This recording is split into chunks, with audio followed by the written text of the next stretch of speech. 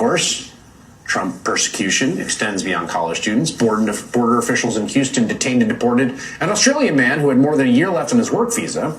He'd been trying to get back to the States after attending an overseas memorial for his sister. He says U.S. officials called him an epithet and told him Trump is back in town. We're doing things the way we always should have been doing them. Now, the effect of all this on people coming to this great country and on U.S. tourism is exactly what you'd expect it to be. See all those charts? See what direction they go?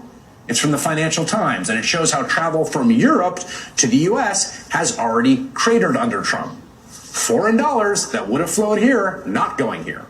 It's happening elsewhere too. New data this week shows that arrivals of non-citizens to the U.S. by plane dropped almost 10% in March from a year earlier.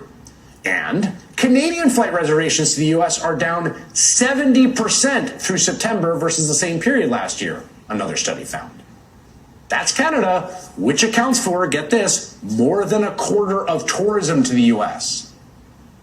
In a new worst-case estimate, Goldman Sachs says reduced travel and boycotts could cost the U.S. almost $90 billion in lost GDP this year alone. Again, stress this enough.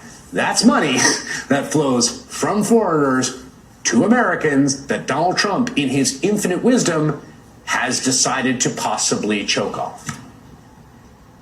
Trump can bray all he wants about sticking it to those no-good foreigners, but in the same way it's actually Americans who are going to be the ones to pay the tariffs. When it comes to his and Marco Rubio's war on tourism, it's Americans that are going to pay the price.